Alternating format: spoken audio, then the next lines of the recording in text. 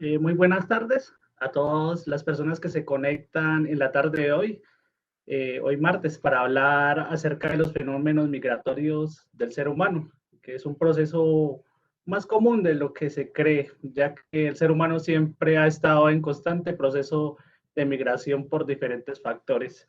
De parte del Banco de la República, la Sugerencia Cultural y la sucursal de Manizales, les damos la bienvenida a este ciclo de conferencias de migraciones y ciudad. También le damos la bienvenida a la ponente de este ciclo de conferencias, Laura Carolina Vázquez Roa. Laura es antropóloga, magíster en migraciones y relaciones interculturales. Ha trabajado en España, Uganda y Colombia en temas migratorios desde una mirada decolonial, relacionándola con la ciudadanía, la xenofobia y los procesos de creación de fronteras a los cuales se enfrentan los migrantes irregulares. Es activista para los derechos de las mujeres, especialmente los sexuales y reproductivos, y el derecho al aborto. Actualmente colabora con la revista Rolling Stone. Es aliada de la Clínica Jurídica para Migrantes de la Universidad de los Andes. Le damos la bienvenida a Laura y también le damos la bienvenida a todos ustedes que se están conectando en este momento. Vamos a estar muy pendientes del chat para poder transmitir todos sus aportes, todos sus saludos y todo lo que quieran conversar con nosotros en este ciclo de conferencias. Laura, te damos una fuerte bienvenida y quedamos a tu disposición. Hola Edinson y hola a todas y a todos, muy buenas tardes. Muchas gracias pues a todas las personas que se interesan por conversar en este tema. También muchas gracias a la sucursal de Manizales del Banco de la República por abrir un espacio que yo considero necesario para el tema pues que nos compete hoy, para el análisis del fenómeno migratorio en Colombia. Y bueno, creo que es difícil que esto sea una charla, pues por las condiciones y las características de cómo debemos hacerla así de forma virtual, pero me gustaría que sí, que en cualquier caso, duda o comentario que tengan, nos lo hagan saber para que podamos también tratar como de eso, como de generar ese espacio de conversación en la medida de lo posible.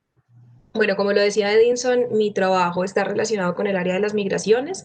Yo me he encargado como de buscar ese camino entre un tema que durante mucho tiempo en Colombia no ha sido el más importante, lo entiendo. Colombia tiene diferentes fenómenos socioculturales que son muy urgentes y digamos que esa ha sido la norma, pero el fenómeno migratorio en Colombia ha tomado una relevancia más alta, más grande en los últimos 5 años aproximadamente, muy particularmente debido a la migración proveniente de Venezuela, pero entonces aquí digamos que mi invitación en este ciclo de conferencias, que van a ser 4 y en esta en particular, quiero invitarles a que digamos que hagamos una mirada más amplia, que también nos llevará a analizar cosas más del presente y más de la coyuntura en particular con este tipo de migración, pero analizar también las migraciones desde una manera más amplia en el caso colombiano. Entonces les voy a compartir mi pantalla para que podamos empezar con la charla. Bueno, entonces el tema central de esta charla tiene que ver con la idea de la ilegalidad. La ilegalidad es una palabra que viene cada vez presentándose, o sea, se asocia generalmente con el tema migratorio, muy desafortunadamente, y ya veremos por qué, pero casi que lo podemos ver como una constante, ¿no? Una constante en las noticias, en los reportes, en la forma en la que las personas asocian la migración, que es distinta, por ejemplo, a la llegada de extranjeros, ¿no? Que es otra categoría, pero cuando hablamos de migrantes muchas veces está asociado con la idea de legalidad. Entonces, quiero explorar ese concepto con ustedes, la idea de la deportabilidad y los efectos de vivir con la frontera muy cerca, ¿no? Que también ahorita estas cosas parecen un poco abstractas, pero ya lo desarrollaremos. Lo primero que quiero hacer es poner en perspectiva la migración. La migración es un fenómeno que ha estado como que ha acompañado a la humanidad durante mucho tiempo. En este punto, entonces, no es una cosa que sea nueva y que de repente ahora la gente migre más que antes, pero sí hay unas condiciones que hacen que la migración sea más notoria, pues particularmente pues la globalización y los medios de comunicación que también registran estos fenómenos de movilidad humana. Pero para ponernos en cifras más concretas, se dice, no son las cifras que se tienen registradas, que pues en esto siempre puede haber subregistros, que hay aproximadamente 271.6 millones de personas que son migrantes, eso corresponde al 3.5% de la población mundial.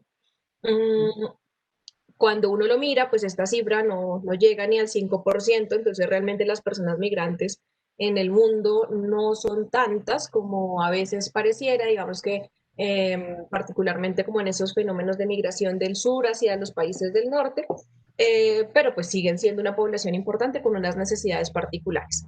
En términos de división por género, hay una más o menos paridad, hay aproximadamente estas cifras que les muestro aquí, 130 millones de mujeres y 140 millones de hombres. Es una cifra bastante pareja. Durante mucho tiempo se creyó que quienes más migraban eran los hombres, pero eso ha cambiado. Eh, es decir, se ha intensificado y no significa que antes no hubiera migración de mujeres, también siempre ha existido. Hay casos, digamos, que no vienen en este momento al tema de la charla, pero digamos que hay estudios migratorios relacionados con la migración y las mujeres y pues que datan de hace mucho tiempo. En cuanto al tema de distribución en el mundo, la población migrante en su gran mayoría vive en Europa y en Asia. En el caso de América, una gran parte vive en Norteamérica y particularmente en Estados Unidos. Y en América del Sur hay 8.2 millones de migrantes. En Centroamérica y el Caribe 3.5. Entonces, digamos que las cifras son importantes, pero tampoco es que sea una digamos, con una cifra alarmante, por llamarlo de alguna manera, porque sea muy numerosa. Relevante. Exactamente.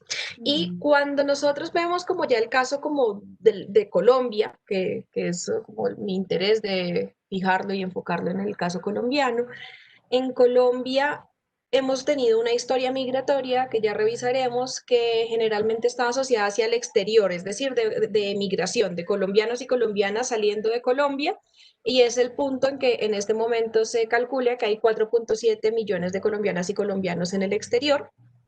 Es un número que ha venido en ascenso y digamos que se ha estabilizado, pero es un número importante.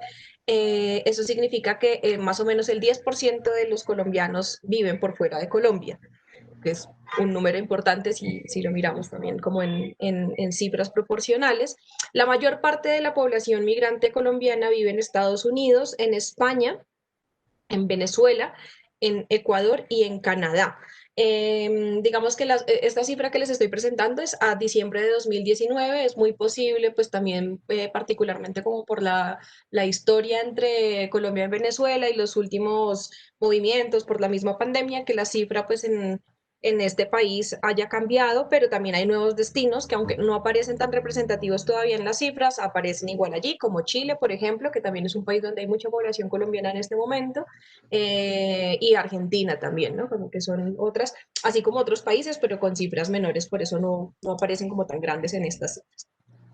Esto es un recuento muy breve de la historia, no de la historia, sino como, por decirlo de alguna forma, como unos hitos relacionados con la migración. Cuando hablamos de migración en Colombia, se tiende a pensar que la migración es algo nuevo, eh, pero realmente la migración, y aquí ya la tomo no solamente como internacional, sino como migración interna y también externa, ahí la historia de Colombia tiene mucho para contarnos. Entonces, bueno, lo primero, y esto será un repaso muy grande porque tampoco es exactamente el tema de esta charla, es que las migraciones internacionales, pues por supuesto tienen que ver con la colonización, con la trata esclavista, ¿no? Con unos movimientos de población global que se empezaron a dar justamente a partir de la conquista entre Europa y América.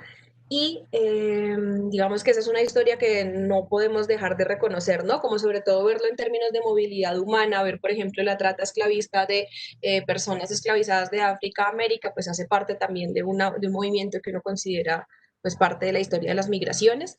Luego, en América Latina, sobre todo en el siglo XIX y primera parte del siglo XX, hay unos movimientos de personas de Europa hacia América Latina, particularmente hacia la parte sur, Brasil, Uruguay y Argentina. Eh, pero eso no significa que países como Colombia no tuvieran intereses en estas, digamos, como en esta llegada de migrantes extranjeros, o, pues, de migrantes europeos, perdón, porque esto estaba asociado, y lo pongo allí, con una idea de blanqueamiento de la población que hacía muy, como que estaba muy de la mano del proyecto de la República, ¿no? Eh, con todo y eso, nosotros, y si lo vemos, como que no hay que ser un estudioso de las migraciones justamente para entender que Colombia no es un país de mucha migración, muy diferente de estos países que les acabo de mencionar del sur del continente, y eso se debe a muchas razones. A pesar de los esfuerzos de traer población que era deseable, ¿no? La población europea, por unas ideas pues bastante racistas, era considerada como una población deseable para poblar el territorio colombiano, pero eso no fue posible, hubo políticas que fueron muy poco exitosas, y realmente la población que emigró fue pues mínima, ¿no? A Colombia, que se estableciera en Colombia, las condiciones, digamos que comparada con otras partes del continente, como estos países del sur eran diferentes, entonces de ahí no pasó mucho, a pesar de que hay dos grandes migraciones, pues grandes, digamos relativamente grandes migraciones en Colombia, que sí fueron internacionales, como la migración japonesa en el Valle del Cauca y la migración palestina en la costa caribe. Es lo que se conoce como los turcos, ¿no? Que realmente no eran turcos, sino que pertenecían al Imperio Turco Otomano, pero eran población palestina, libanesa, que estaba allí. Otra idea de migración también relacionada con Colombia, la migración campo-ciudad. Bueno, esto ocurre en el mundo entero, el siglo, pues la industrialización, y en Latinoamérica muy relacionado con el siglo XX. Hay una migración de población del campo hacia la ciudad, pues por los trabajos en las fábricas y por los trabajos también en talleres. Digamos que nuestras ciudades no fueron tan de fábricas o fábricas muy grandes, pero sí de talleres donde se concentraba pues más opciones de trabajo, y esto pues sigue pasando todavía, pero digamos que fue una característica del siglo XX. Y luego viene como a la par un poco, ¿no? Como que en esas cosas, dentro de las migraciones internas también ocurre como este imaginario dentro del país, de lo que se va construyendo como país Colombia, la idea del territorio baldío, ¿no? Como que la zona andina tenía una mayor concentración de población y se empieza a pensar en la idea de la migración interna, por ejemplo, el eje cafetero y particularmente la ciudad de Manizales también tiene que ver con este tipo de movimientos, y es que la gente empieza a la colonización, que se llama, como en este caso del eje cafetero, la colonización antioqueña, pero que no fue solamente de Antioquia, sino de varias partes de la zona andina, que se empiezan a mover para ocupar zonas que supuestamente estaban baldías. Realmente no es que estuvieran baldías, sino pues que allí estaba asentada muy posiblemente población indígena, pues que fue desplazada, o digamos que las relaciones de poder cambiaron allí pues para que las personas o el colono se asentara en esta población. Eh, Posteriormente, y digamos que hago estos saltos del tiempo, es más para seguir contextualizando cómo la migración tampoco nos es tan ajena como nos pareciera. Colombia tiene una cifra récord que es muy triste, y es la del desplazamiento interno forzado. Aquí me voy a pasar a esta cifra. Bueno, aquí no se alcanza a ver con detalle todos los numeritos, pero pues es un indicador a diciembre de 2019 del desplazamiento forzado en el mundo. Los países con el color más oscuro son los que tienen mayor población desplazada forzosamente, y pues digamos que esta es una gran sorpresa cuando, digamos, estaba estudiando el fenómeno migratorio. Digamos que nos mostraban estos mapas y a la gente le parecía muy extraño que la mayor parte de esto se concentraba en África, ¿no? Como en África, un poquito en el sudeste asiático, y Colombia, ¿no? Y aparecía Colombia por allí, pero pues claro, realmente como que nosotros tan metidos en nuestro conflicto interno, pues lo vemos desde aquí, pero pues dimensionado en el mundo sí es una característica de la región, o que somos un caso pues muy particular de la región, en donde tenemos aproximadamente 5 millones de desplazados. Aquí tengo la cifra, 5.5 millones de desplazados. Y hay casos nuevos de 2019 que son 139.000 casos, es decir, es algo que no ha terminado, tristemente, y en donde también la experiencia de la migración, aunque sea interna, aunque sea desplazamiento, justamente por el entrecruce con el conflicto, también nos ha dejado enseñanzas, ¿no? O sea, nos ha dejado, por supuesto, una historia muy dolorosa, pero también enseñanzas en las que, por ejemplo, digamos, como que hay todo un desarrollo de política pública alrededor de la población desplazada y demás, que yo, pues esto sí es más como una hipótesis mía muy particular, creo que nos podría servir de experiencia para la atención a la población migrante internacional, en este caso venezolana, pero ya lo miraremos más adelante. Y por último, en cuanto a la migración internacional reciente, se caracteriza o se ha tratado de caracterizar, sobre todo desde el Ministerio de Relaciones Exteriores, en tres olas del siglo XX hacia este momento, al XXI, en donde en los años 60 hay un gran movimiento de personas hacia Estados Unidos, luego en los 80 hacia Venezuela, pues por todo el boom petrolero, y en los 90 hacia España. Esto no significa que no haya hacia otros países o que no se mantenga, por ejemplo, hacia Estados Unidos. Sigue aumentando o sea, la gente migra hacia Estados Unidos constantemente, pero digamos que se abren estas otras posibilidades y España es uno de esos nuevos destinos en los 90s, 2000, muy caracterizada por la población del eje cafetero, ¿no? Como que es una de las poblaciones que más se puede encontrar uno allí en territorio español, también muy afectada por lo que después vino a ser la crisis económica que vivió y la recesión española en el 2010, entonces eso también hizo que gente se devolviera, o sea, este es otro tipo de, o sea, esa sería otra charla porque tiene pues muchas complicaciones justamente para la población migrante, pero bueno, eso como que Colombia tiene una experiencia más de salida de personas de colombianas hacia el exterior y no de llegada. Ante la pregunta de por qué migra la gente, por qué migramos, hay muchas respuestas, hay teorías y hay razones que van desde la simple explicación del modelo como de oferta-demanda, ¿no? Como de que haya características que atraigan de ciertos países y características expulsoras de países, es como la más básica, pero esto obviamente ha sido problematizado y hay una que a mí particularmente me interesa, que es esta que habla sobre el sistema mundo y la colonialidad del poder. Aquí lo que yo traigo y me gusta ponerlo en contexto es esta idea del mundo como el mundo patas arriba, ¿no? Que es este mapa mundi que nos muestra que las relaciones del mundo y las relaciones de poder no son neutrales, sino que tienen también una relación con cómo nos seguimos relacionando en el mundo.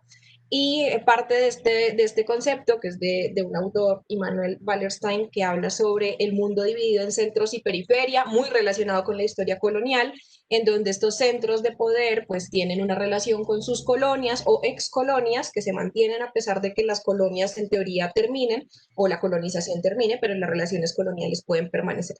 Hay un autor peruano pues que fue muy importante por lo que él analiza y introduce el concepto de la colonialidad del poder, en donde él habla que hay unas estructuras ideológicas que tienen que ver con el poder, que se basan en lo racial y que clasifica la población. ¿De dónde? Pues él lo analiza a partir de la conquista y la colonización en América Latina y la relación con Europa, pero digamos de que de aquí lo que yo tomo es cómo estas relaciones perduran en el tiempo y cómo afectan también a las migraciones. No es casualidad entonces que como que grandes movimientos migratorios ocurran desde el sur, desde ex colonias hacia los países del norte, como lo que acabo de mencionar de la migración de colombianos, particularmente del eje cafetero hacia España, ¿no? Eso no es casualidad, hay unos lazos también de relaciones coloniales previas, pues que también permiten estas cosas.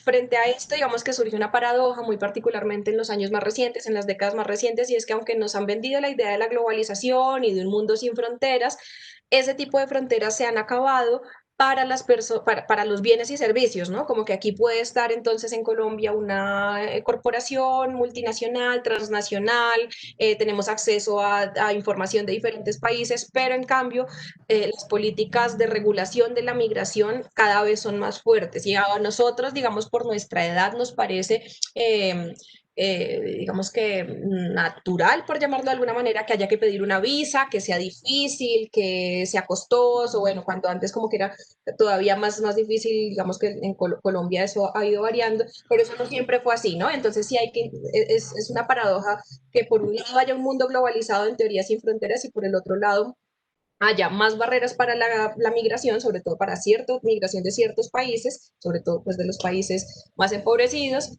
y también una criminalización de la migración.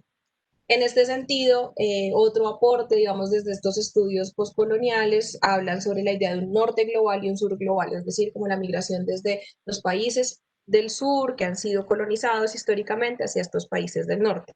Sin embargo, eh, digamos que aunque esas relaciones no persistan, sí es, digamos que sí nos habla de una disparidad global que también sigue marcada por ideas pues racializadas, racistas, sobre el orden de la gente y también sobre cuál es el lugar del migrante cuando llega a estos lugares, sobre todo cuando migra desde el sur hacia el norte, pero pues ya vamos a ver que no únicamente en ese tipo de movimiento. Entonces traigo aquí esta cita: la movilidad humana no solo es el resultado de las disparidades globales, sino también de una continuación de movimientos marcados por relaciones de poder que ya han sido informadas y constituidas por esa historia colonial. Pero bueno, digamos que este es como un marco teórico para pensar cómo es cómo que ocurre la migración, pero uno migra por muchas razones, ¿no? Como ya la persona migrante que tú le preguntes por qué está migrando, pues se migra para mejorar las condiciones de vida, por un mejor futuro económico, en muchos casos para huir de la violencia, como muchos colombianos que se refugiaron en Ecuador durante los años más duros del conflicto armado, para reunificarse con la familia, ¿no? La reunificación familiar también, por supuesto, puede ser un factor que llame, ¿no? Que atraiga a las personas a reunirse en un determinado país.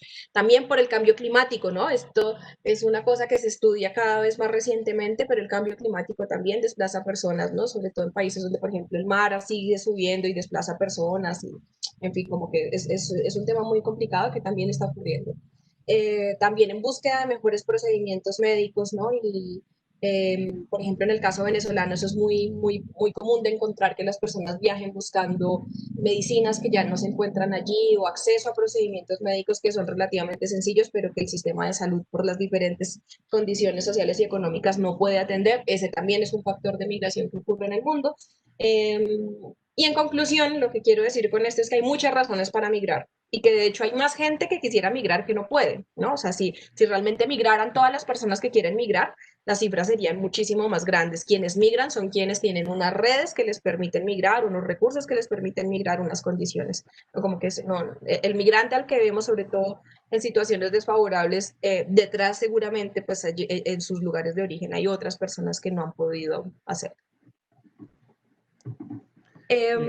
Laura, podemos saludar en un minutico a las personas que se están conectando. Claro que Eh, sí. Nos dice Natalia que buenas tardes, un saludo desde Popayán. Igualmente, Beatriz nos dice buenas tardes, esta conferencia es fundamental para entender nuestro proceso migratorio y ampliar nuestra forma de entender al otro visto como extraño y fuera de nuestras fronteras. Excelente Súper bueno. aporte. Alberto nos dice buenas tardes. Paola también nos saluda desde Popayán. Y Don Arlen también nos dice muy buenas tardes. Esos son los saludos que hasta el momento tenemos y el aporte de Beatriz en esta conferencia. Súper, muchísimas gracias. No, pues súper importante lo que acaba de decir Beatriz y ya vamos para allá justamente, ¿no? Como esta idea del otro y el migrante. En nuestro caso particular, al ser un país que dentro de esta idea de ese orden global estaríamos en el sur, estamos en el sur, ¿no? En el sur global, esta migración que ocurre en la región latinoamericana se conocería como una migración sur-sur, ¿no? Porque ocurre, por ejemplo, la migración venezolana hacia Colombia como un proceso dentro de la misma región, a pesar de que tengamos diferencias. Eh, ¿Qué tiene que ver esto con lo anterior que yo presentaba? Que aunque ese marco explicativo de las relaciones de poder tiene mucho sentido para las relaciones entre países del sur hacia países del norte, lo que explicaba este teórico que mencionaba Aníbal Quijano sobre la colonialidad del poder, y es esta forma de organizar a la gente en ciertas características, sobre todo muy mediadas por la raza, también nos ordena a nosotros internamente y por eso también ordena la forma en la que percibimos al migrante o a la migrante que viene desde un país cercano al nuestro, ¿no? O sea, esa colonialidad del poder también opera a un nivel interno porque nos dice quién pertenece o quién es deseable y quién no es deseable ni siquiera como ciudadano, sino como persona con quien compartir el espacio, en este caso, el territorio. Y entonces aquí llego como a esta idea de la ilegalidad del migrante, y la ilegalidad del migrante es lo que me decía al principio, una idea muy desafortunada, pero que tiene muchísimo peso, y yo parto de esas dos preguntas: ¿puede ser un humano ilegal y cómo se crea la ilegalidad? La ilegalidad sobre la persona que migra pues viene particularmente de un estatus que se adquiere cuando no se cumplen las características para ser legal. Entonces, ¿de qué depende eso? Pues de cruzar una frontera, de tener el documento adecuado, de tener una visa, de tener un pasaporte y básicamente de unas leyes que producen la ilegalidad, ¿no? O sea, como yo soy simplemente un ser humano, pero de repente tengo encima una categoría de la ilegalidad, pues ¿por qué? Porque hay una ley que criminaliza ese movimiento humano. Las acciones entonces pueden ser ilegales, como por ejemplo trabajar de manera ilegal porque no se está cumpliendo frente a unos procedimientos establecidos por ese país, pero lo que nunca puede pasar es que un ser humano sea ilegal, ¿no? O sea, las actividades pueden serlo, pero una persona jamás podría ser considerada legal o ilegal, sino que digamos que un término bueno, más allá de los términos, pero un término adecuado sería una persona que está en situación migratoria irregular o persona indocumentada, aunque bueno, todo esto ha sido motivo de debate, que no es el caso traer aquí, pero básicamente es tratar de quitarnos esta idea de hablar de la persona como persona ilegal. ¿Y por qué? Pues porque esto refuerza una idea de exclusión, de ver a la persona migrante como invasora y de pensar en la frontera como algo tan enorme que sigue y persigue a las personas, como veremos. Aquí traigo el ejemplo de una investigación muy importante que se hizo en Estados Unidos con un antropólogo, Nicolás de Genova, que lo que hace es que analiza las relaciones entre los ciudadanos mexicanos que van a Estados Unidos a trabajar, ¿no? Cómo los mexicanos y los centroamericanos, pero particularmente mexicanos, se convierten en esta idea del migrante ilegal, ¿no? Como que está supremamente racializada la idea del migrante ilegal, que es una persona de tez más oscura, que es una persona que habla español, que es una persona que es campesina, que no tiene educación, ¿no? O sea, como que allí empiezan a entrar unas características de lo que se considera el migrante ilegal, que es un discurso que lleva todo el siglo XX y lo que llevamos del XXI siendo muy importante, pero lo que analiza esta persona, este investigador, y por lo que lo traigo porque me parece muy importante conceptualmente, es que él habla de una idea de la puerta giratoria y la deportabilidad. Con puerta giratoria se refiere a que a lo largo de todo este periodo que él estudia, que es en el siglo XX, hay leyes que permiten que las personas durante un tiempo se les abran las puertas porque necesitan mano de obra, y digamos que no hay un control porque necesitan esta mano de obra, pero cuando ya no se requiere, se cierran las puertas, es decir, se establece una política más rigurosa, más dura, y las personas, digamos, que quedan allí atrapadas en la mitad, con familias transnacionales a un lado y al otro lado de la frontera. Y lo que él analiza es que son intervenciones calculadas que terminan afectando la vida de estas personas, pero no solo la vida, por supuesto, de esa persona, sino la de todas sus familias y de la idea de cómo son concebidas en ese estado, en el caso en Estados Unidos. ¿Qué atraviesa esto? Pues una estigmatización, una racialización, un perfilamiento étnico, ¿no? O sea, cómo la policía puede parar a las personas, cómo hay un sentido, que es hasta lo que llega a la conclusión este señor, un sentido de la deportabilidad. ¿Eso qué significa? No es que a las personas necesariamente las vayan a deportar, de hecho a pocas personas deportan en comparación, ¿no? Como que hay millones, ahorita no me acuerdo el dato, pero hay millones de migrantes mexicanos y latinoamericanos y de otras partes del mundo sin la documentación adecuada en Estados Unidos y no deportan a todas esas personas. Pero sí es la sensación de la deportabilidad, la posibilidad de que te deporten lo que hace que las personas actúen de cierta manera.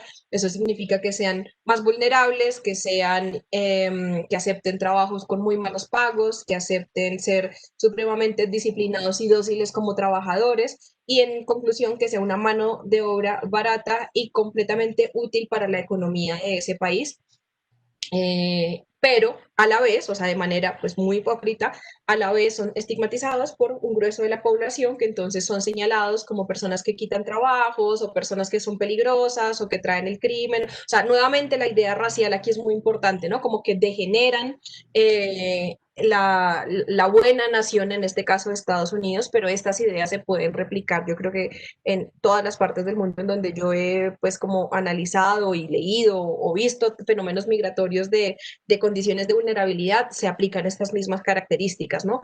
Y sobre la idea de deportabilidad, que es una cosa muy triste, también hay que decir pues que las personas entonces también tienen que vivir con temores constantemente y pues por supuesto con un ataque a sus derechos humanos constante.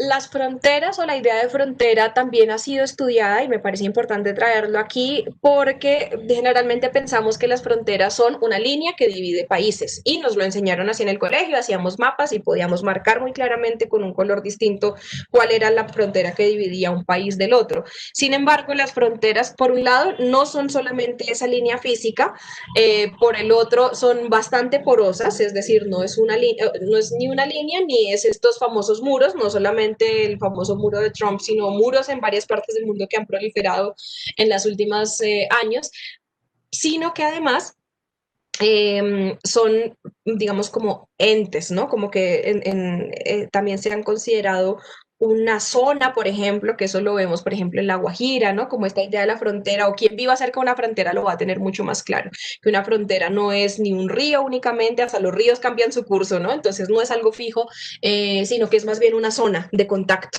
Y por ende es muy difícil pensar, o es imposible, diría yo, pensar que realmente un muro, por ejemplo, frene a las personas, realmente no, porque las fronteras y las características naturales también tienen un impacto distinto en pensar que eso sea posible. Pero además, eh, también la frontera tiene otras características y es que no es solo eso físico, sino que también son las prácticas de frontera, ¿no? ¿Qué significa? Que es si la frontera es exclusión, no importa que yo haya pasado un puesto de control migratorio y en teoría ya me encuentre adentro del país a donde voy a llegar, sino que a pesar de que haya hecho eso, es muy probable que la frontera me persiga. ¿Cómo me va a perseguir? Bueno, pues esta es una metáfora, pero es una metáfora que se aplica de forma bastante real en las restricciones en el acceso a derechos porque no tienes la documentación adecuada para ser considerado una persona deseable en ese país. Entonces, pues digamos que eso, como que el sentido de la frontera es diverso, es móvil, cambia y varía de acuerdo a cada persona. Este es un caso, digamos que voy a revisar muy rápidamente, de una investigación con las personas que son vendedores ambulantes en la ciudad de Madrid, en España, que venden pues mercancía de diferente tipo, se llaman, popularmente se conocen como manteros porque tienen su mercancía en mantas. Y digamos que aquí lo que yo analizaba era cómo la frontera era un sentido que los hacía estar, o sea, que era una idea muy presente en la vida de estas personas, a pesar de que llevaran años en ese país, a pesar de que estuvieran kilómetros lejos de la frontera abajo en Ceuta o Melilla, que son las entradas del sur de España para entrar a España y a la Unión Europea. ¿Y cómo se manifestaba esto? Pues la frontera se presentaba cuando trataban de acceder al servicio, a la salud, al derecho a la salud, a la educación, a la justicia, a un trabajo bien remunerado, ¿no? Remunerado en términos justos. Por ejemplo, en casos de violencia doméstica, esto es otro tema que lo miraremos cuando hablemos de género y migraciones, pero también digamos que cuando se ha documentado como la violencia doméstica, por ejemplo, no es denunciada por el temor a acudir a las autoridades, porque si no se tiene la documentación en regla, pues por supuesto que no se va a querer encontrar a la autoridad, así sea en una situación que en teoría favorecería a la persona o debería ser protegida. Entonces, ¿qué pasa con todo esto? Que en este caso, pues que son migrantes en su gran mayoría de la costa occidental africana, con todo y esto, para nada son un grupo homogéneo y esto siempre va a pasar, ¿no? Un migrante, o sea, la categoría migrante es muy abarcadora, pero dentro de eso uno siempre tiene que mirar esas características muy, muy particulares de lo que implica esto, ¿no? Como por etnia, por el concepto de raza, por el contacto con otras redes de migrantes, por el género, por la clase social. La experiencia migrante siempre va a ser diferente y las fronteras van a ser más visibles o menos visibles para las personas. Les doy un ejemplo, no es lo mismo que yo migre siendo una estudiante con un buen alcance, con un buen nivel económico, y viaje y estudie en Estados Unidos. No es lo mismo si yo llego indocumentada, o bueno, si es un hombre y en cambio la que viaja sin documentos es una mujer, pues entonces allí se suman las capas de vulnerabilidad. Eh, pues por esta condición en donde se entrecruzan, ¿no? Como esta idea muy del feminismo, de la interseccionalidad, ¿no? De la intersección entre categorías que nos marcan en nuestra vida cotidiana. Entonces, este ejemplo lo traigo para hablar de cómo las fronteras no están solamente en ese punto físico allá lejano, sino que la frontera se utiliza como una forma de explicar que las restricciones, que los bloqueos, que las barreras que experimentan las personas migrantes son formas que toman la frontera para hacerse presente en sus vidas y por eso se llama esto, ¿no? Como un paisaje fronterizo. Que permite que para algunas personas, por ejemplo, yo como colombiana probablemente no vea muchas restricciones que sí verá una persona venezolana sin documentación aquí en Colombia, ¿no? Eso es una es como una situación que parte muy desde una idea muy injusta, pero pues que es así como corresponde y que por un documento determinado, como decía antes, por una condición de ilegalidad creada a partir no de la persona necesariamente, sino de una ley que la convierte en ilegal, ¿no? Como en persona en situación irregular, pues es quien vive como todas estas dificultades. Este concepto, Laura, de ilegalidad, se puede decir que va estrechamente anclado a la condición socioeconómica del migrante, ¿no es cierto? Ujú.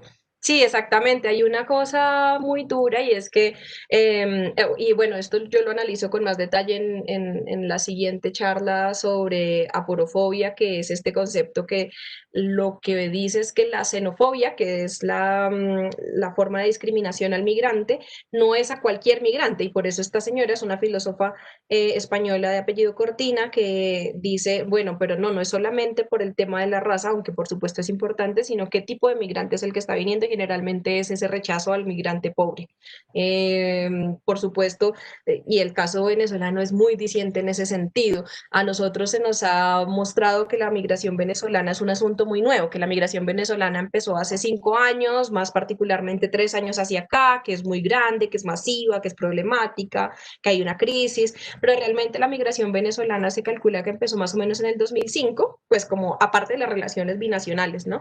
Pero que empezó más o menos en el 2005 y que pues las personas que primero migraron fueron las personas con mayores posibilidades económicas de establecerse y a nadie pues para nadie era molesto, ¿no? Como que para nadie Sí, se volvía un problema y demás. Entonces lo que tú dices es muy cierto. Eso, la clase social y la condición socioeconómica es un factor muy que pesa mucho a la hora de aceptar o excluir a una persona migrante. No es el único, o sea, la raza yo creo que sigue siendo un factor muy grande, pero también, ahí también, ve, y yo tengo como mucha curiosidad también esto cómo se ve en la ciudad de Manizales, ¿no? Como que por las condiciones de hacer esta charla de manera virtual, pues digamos que me impide ir allí a mirar cómo es esto, pero pues también en muchas otras ciudades en donde he estado, el fenómeno migratorio tiene unas características más o menos similares, ¿no? Y a qué lugares ocupan las personas migrantes allí en Manizales. Eh, bueno, lo que yo he podido mirar en el año y medio ya que estoy en la ciudad de Manizales, es que, bueno, hay mucha población migrante venezolana que llega a la ciudad de Manizales, pero que en cierta forma son muy bien acogidos, porque la calidad humana del manizaleño eh, es, es, es un elemento clave para poder acoger, o sea, tiene ese sentido de solidaridad, ¿no? Con el otro, hacen que su paso por la ciudad pues de pronto se reduzca un poquito todo ese peso que tiene el migrante, ¿no? Como la mala alimentación, eh, la, eh, las caminatas incesantes que dan. Y también se vuelve Manizales un punto de referencia para poder seguir migrando por factores económicos a otros departamentos de Caldas, como por ejemplo a las fincas cafeteras. Eh, también Manizales, el sucursal del Banco de la República de Manizales se transforma en un punto social donde el migrante puede utilizar los medios de comunicación, el Wi-Fi, los computadores, para poder comunicarse con sus seres queridos. Entonces, es clave. Entonces, ellos llegan a la ciudad de Manizales y muchas veces llevan meses sin comunicarse con sus seres queridos y tienen la posibilidad en el centro cultural de por medio de las redes sociales poder comunicarse con las personas, con sus familiares o sus esposos, sus hijos. Entonces, la cultura manizaleña en sí ayuda a que sea un poquito más ameno el paso del migrante por esa zona, que no siempre se queda estable, siempre van avanzando, ¿no? Sí, eso que tú me mencionabas sobre, pues por ejemplo, lo del trabajo en las fincas cafeteras, hace parte también como de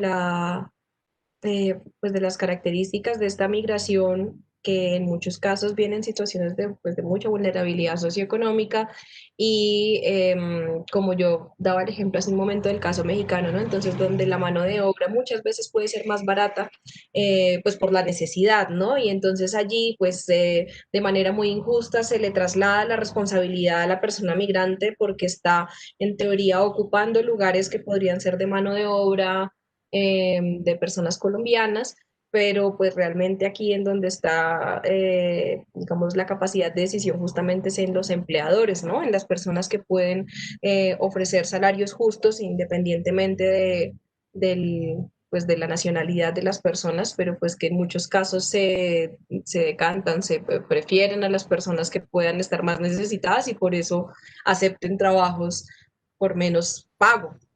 Esa es una cosa pues muy dura, pero que pasa también con la migración y que pues, que se ha mostrado, no se ha documentado mucho en términos de investigaciones, pero yo creo que ahí habría un trabajo muy interesante de revisarlo con lo que pasa en estas fincas cafeteras y los recolectores, y no sé si también haya recolectoras también migrantes allí, seguramente también, porque bueno, así como, como al principio mencionaba, estas estructuras que explicarían la migración, también ya el caso particular venezolano en Colombia y en la región, no solamente en Colombia, pues se han identificado distintas causas para que las personas salgan del país de Venezuela, muy relacionadas con la situación económica y laboral. Eh, la inflación supremamente alta, la inseguridad, la violencia, el crimen organizado que se puede vivir al lado y lado de la frontera, la falta de medicamentos, de insumos médicos y de procedimientos en salud, que mencionaba también que pueden ser sencillos, como por ejemplo tratar una diabetes, pero entonces no se encuentra un medicamento pues que sería normalmente fácil de conseguir como la insulina y no se pueda, y así como esto va derivando también en, no sé, en la nutrición de las personas, eh, la escasez de alimentos porque son supremamente costosos y también muy difíciles de acceder a ellos.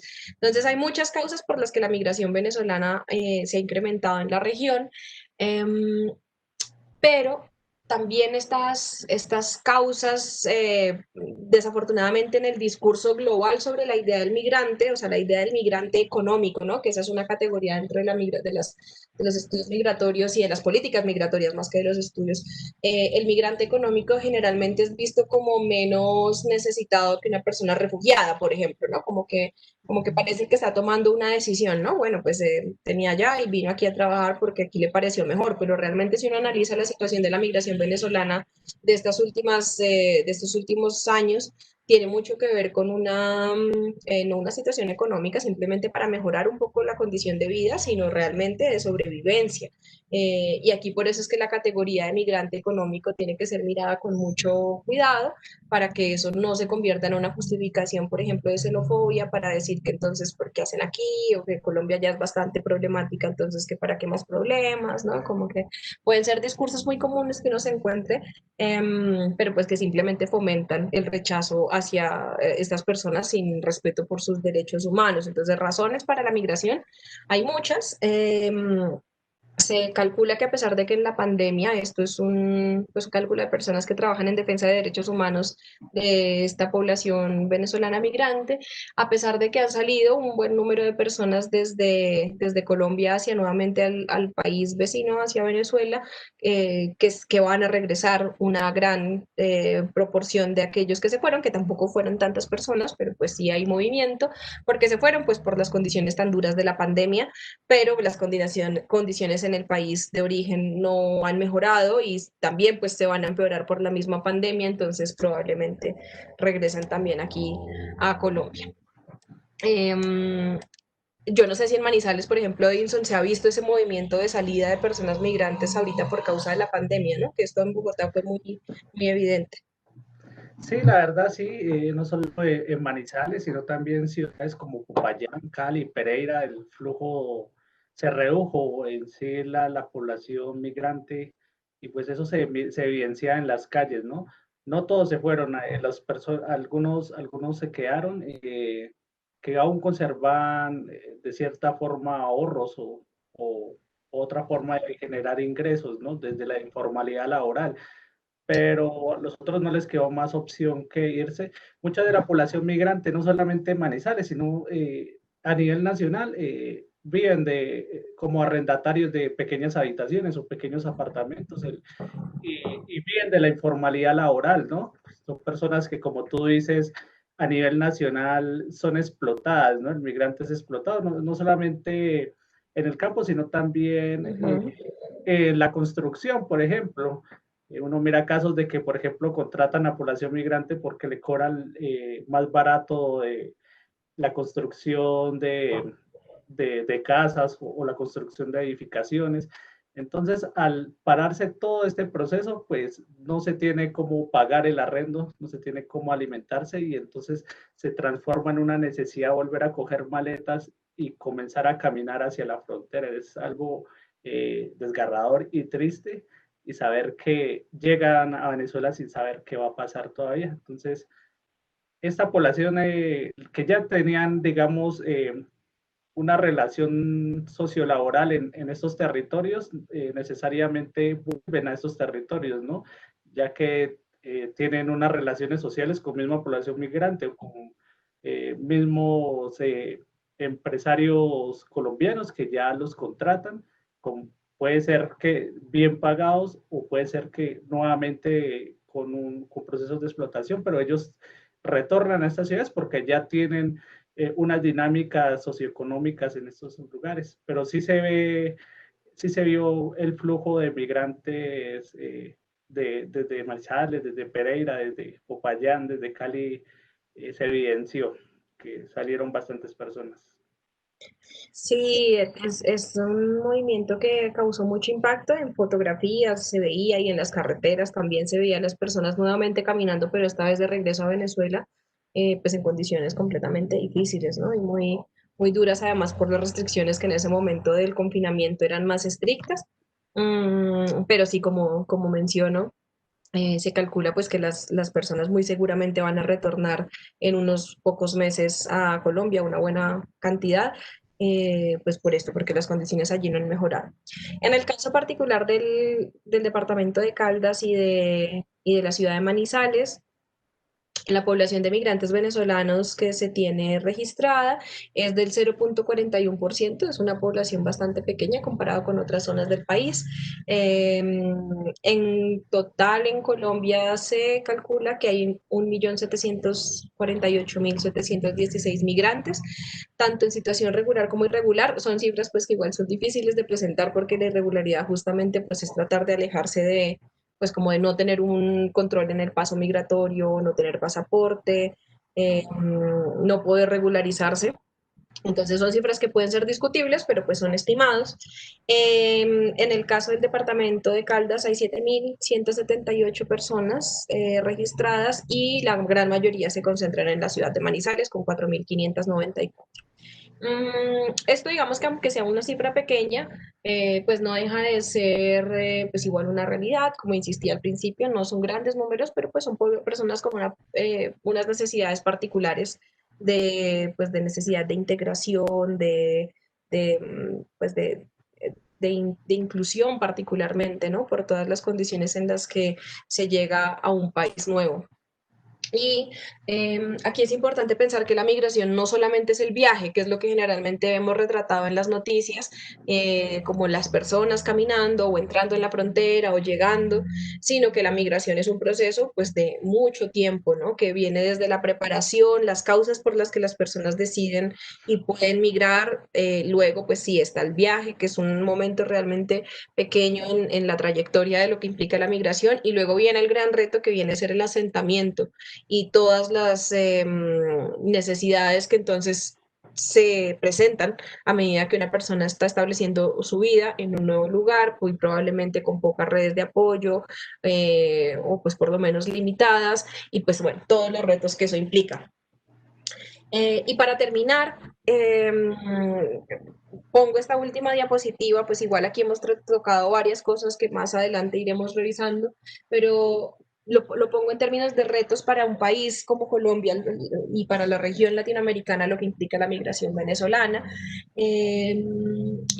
Bueno, digamos que creo que ya me he explicado por qué insisto tanto en la migración venezolana, pero pues esto también implicaría para la migración en general. Lo que pasa es que Colombia, cuando ha recibido personas provenientes de otros países, cuando no vienen en situación de vulnerabilidad, pues no era considerado un asunto al cual prestarle mucha atención. Pues en Colombia, aunque no sean cifras muy grandes, pues sí ha habido movimientos de población, pero pues el tema de la migración venezolana representa unos desafíos para el país que deberían, digamos que esa es la propuesta que muchas personas defensoras de derechos humanos apuntan, y es que sea una recepción con el marco de derechos humanos, ¿no? De respeto de los derechos humanos de estas personas y además de derechos de los migrantes, que son pactos que Colombia además ha firmado y ratificado. Bueno, dentro de los retos que yo encuentro de este fenómeno migratorio es entender los propios retos del país. O sea, no se trata también de ser ciego ante los problemas nacionales. Efectivamente, Colombia ya tiene pues unos índices de desempleo pues muy altos, tiene un sistema de salud pues bastante débil, en donde sabemos pues que no todas las personas pueden acceder a él. En términos de educación también pues hay grandes falencias. Entonces, claro, la idea de la migración de personas que vienen con unas necesidades insatisfechas y que necesitan protección internacional, como en este caso la población migrante venezolana, pues implica también reconocer que Colombia tiene unos recursos limitados y también pues una infraestructura de atención al migrante todavía en desarrollo, ¿no? Muy incipiente. Por otro lado, también está pues la condición de conflicto armado y de delincuencia organizada y de violencia que vive el país y que ha vivido por tantas décadas. Eso no es ajeno al fenómeno migratorio, y cuando se entrecruza da resultados muy preocupantes. Por un lado es pues el reclutamiento, ¿no? Reclutamiento de personas migrantes dentro de estos ejércitos al margen de la ley. Eh, y en este caso me refiero como a grandes estructuras de delincuencia, pero también me refiero pues a las más pequeñas, en el microtráfico y demás, lo cual genera un doble impacto negativo para la población migrante y pues por supuesto también para la migración colombiana, para la población colombiana. Y es que por un lado pues efectivamente los expone a un tipo de vida y a unas condiciones que son peligrosas pues por el tipo de actividad que eso conlleva, pero por el otro entonces refuerza el estigma que vamos a ver en la siguiente charla, el estigma que hay sobre las personas migrantes, ¿no? Como personas que son peligrosas, que son pues la criminalización de la migración básicamente. Y la última, como ese último gran reto que yo identifico, es esta poca experiencia en recibir a la población migrante y cómo eso también genera pues los discursos más básicos y a la vez más xenofóbicos y discriminatorios que uno se pueda encontrar, porque entonces en los medios de comunicación generalmente cuando hay algún hecho delictivo en donde ha participado una persona venezolana, ese es el titular y es un titular que vende. Eso lo veremos también en otra de las charlas que es sobre la representación en medios de comunicación. También hay un vacío legal porque Colombia no tiene una política migratoria, lo que existen son decretos y como unas cositas sueltas que además como existen actualmente son muy poco protectoras de los derechos humanos, son más bien controladas, ¿cómo se llama esto? Como más reguladoras, más sancionatorias que protectoras. Entonces pues eso también genera unas dificultades muy grandes en la atención a esta población. Y lo que ha derivado, que es un tema que estoy trabajando actualmente, en temas de deportaciones, de expulsiones sin el debido proceso que debería seguirse, pues digamos que en términos jurídicos y de debido proceso para personas que son migrantes. Allí en este caso no son solamente de nacionalidad venezolana, sino migrantes en general, es decir, que lo que tenemos hasta el momento en materia legislativa y migratoria es o ausencia o lo que existe pues tiene un carácter que es bastante cuestionable y que organizaciones defensoras de derechos humanos y que han tomado también la bandera de la defensa de los derechos de los migrantes llaman la atención por lo preocupante que esto puede ser, ¿no? Porque esto puede ser, puede resultar en ataques xenofóbicos contra personas que pueden ser expulsadas del país sin posibilidad pues de defenderse, rompiendo las familias, por ejemplo, cuando son familias que quedan fragmentadas, familias binacionales y demás, ¿no? Como que eso es otro tema que ya veremos más adelante, pero con esto lo que quiero mostrar es que efectivamente hay unos retos, no soy ciega ante los retos que esto representa, pero justamente esos retos lo que debe hacer es pues mover, ¿no? Como movilizar para que las personas puedan y pues el Estado también pueda tener una actitud más acogedora realmente de la población migrante de una manera diferenciada y ahí es donde yo pues como que me lanzo a pensar en esta experiencia que tenemos frente al desplazamiento forzado interno, que ahí hay experiencias en términos de jurisprudencia, es decir, de lo que la Corte Constitucional ha determinado, las leyes, por ejemplo, la ley de víctimas, ¿no? Que busca, o sea, como que entiende que hay poblaciones que merecen una atención diferenciada y que digamos que allí más o menos podría haber experiencias que le podrían servir a Colombia para atender a esta población. Eso es todo. Bueno, Laura, muchas gracias. Muy interesante esta primer sesión del ciclo de conferencias. A todos los usuarios que estuvieron pendientes de esta conferencia también les damos enormemente las gracias. Y les recuerdo que vamos a estar nuevamente hablando de migración y ciudad el 13 de octubre, el próximo martes, nuevamente de 4 a 5 p.m. Vamos a hablar de las formas de ciudadanía, el racismo, la aporofobia y la xenofobia. Entonces, quedan invitados a seguir conectados con el Banco de la República y con el Círculo de Conferencias Ciudad, Migración y Ciudad. Laura, muchas gracias por tu tiempo y pues nos vemos el martes nuevamente y a todos ustedes también, todos los usuarios que estuvieron pendientes de esta conferencia. Muchísimas gracias por el espacio y nos vemos la próxima semana. Hasta luego.